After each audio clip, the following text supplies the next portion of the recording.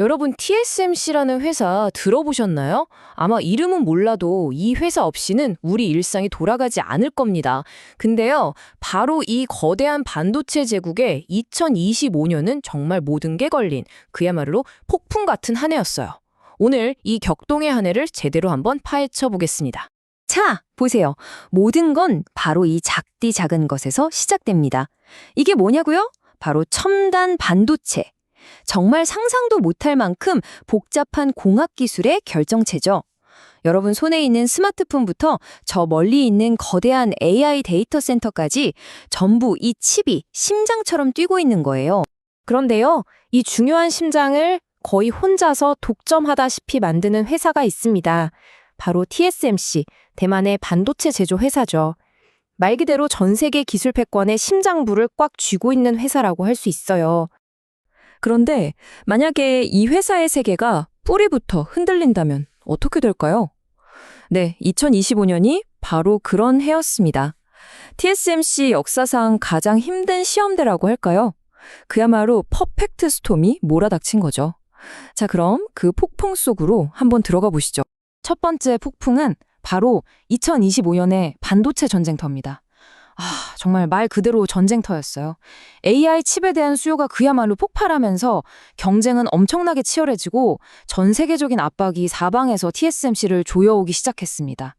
이것 좀 보세요. TSMC의 시장 지배력 정말 압도적이죠? 60%가 넘는 점유율이라니. 그런데요, 이게 역설적으로 가장 큰 약점이 될 수도 있습니다. 왜냐하면 정상에 서 있다는 건 지킬 게 가장 많고 또 잃을 것도 가장 많다는 뜻이거든요. 자, 두 번째 폭풍입니다. 바로 지정학적 폭풍우. 사실 TSMC에게 가장 큰 도전은 기술이 아니었어요. 바로 정치였죠. 한쪽에서는 미국이, 다른 한쪽에서는 중국이. 이 두 거인이 회사를 서로 자기 쪽으로 끌어당기는데 과연 그 사이에서 버텨낼 수 있을까요? 상황이 정말 아슬아슬했어요. 한쪽에서는 미국이 야, 우리 땅에 공장 지어 하면서 반도체법으로 당근을 주는 척하다가 대만산 칩에는 100% 관세를 매길 수도 있다고 채찍을 휘둘렀죠. 근데 다른 쪽에서는 중국이 우린 너희 기술 없이 살겠다 하면서 어마어마한 돈을 쏟아부으며 자체 공급망을 만들려고 하니 정말 진퇴양난이었던 겁니다. 그래서 TSMC가 내놓은 답이 뭐였을까요? 바로 지리적 다각화였습니다. 이대로는 안 되겠다 싶어서 보시는 것처럼 미국이랑 일본의 공장을 막 짓기 시작한 거죠. 물론 가장 중요한 최첨단 기술은 대만에 꽉 붙잡아 두면서요. 어떻게든 이 지정학적 리스크를 좀 분산시켜보려는 정말 필사적인 몸부림이었어요.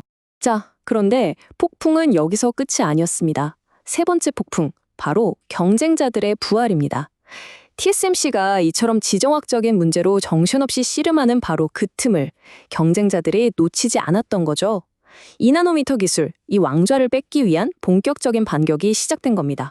와, 정말 오랜만에 경쟁이 이렇게 뜨거워졌습니다. 특히 인텔이요, 파워비아라고 하는 칩 뒷면으로 전력을 공급하는 아주 혁신적인 기술을 들고 나오면서 무섭게 치고 올라왔어요. 삼성도 뭐 수율 문제가 좀 있다는 얘기는 있었지만 그래도 중요한 고객들을 확보하면서 TSMC의 바로 턱 밑까지 추격해왔죠. 이게 그냥 우리 기술 좋아요 하는 수준이 아니었어요. 실제로 고객을 뺏고 뺏기는 전쟁이 시작된 겁니다. 인텔은 마이크로소프트라는 거물을 잡았고 삼성은 테슬라와 손을 잡았어요. 이제 경쟁자들의 위협이 단순한 말이 아니라 정말 현실이 됐다는 걸 보여준 거죠. 자, 엎친 데 덮친 격이라고 할까요? 네 번째 폭풍, 바로 운영상의 문제들입니다.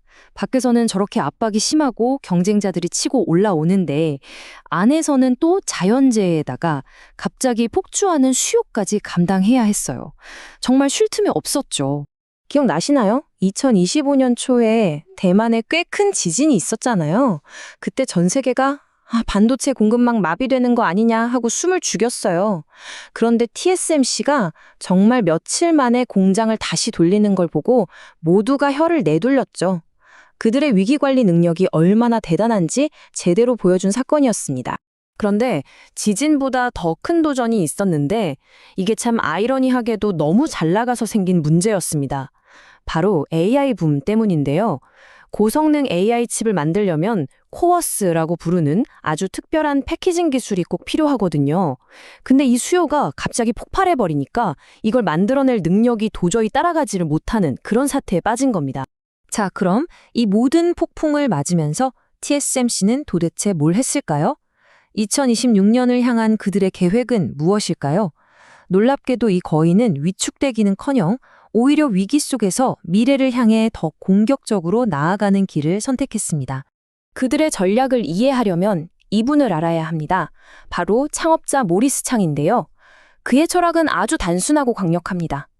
시장이 좋든 나쁘든 우리는 무조건 매출의 8%를 연구개발에 쏟아붓는다. 바로 이 원칙이 TSMC의 모든 전략의 뿌리인 거죠. 이 철학이 2026년을 향한 세 가지 아주 명확한 전력으로 나타납니다. 첫째, 기술력으로는 아예 누구도 따라올 생각조차 못하게 격차를 벌리겠다.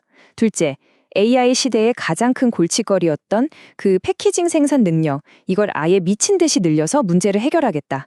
그리고 마지막으로 셋째, 미국과 일본에 짓는 공장들을 제대로 완성해서 지정학적 리스크를 막아낼 튼튼한 방패를 만들겠다. 이겁니다.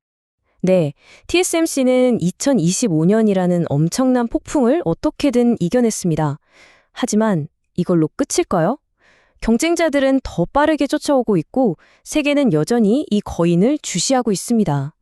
과연 이 반도체 제왕의 자리는 정말 안전한 걸까요? 어쩌면 진짜 싸움은 지금부터 시작일지도 모릅니다.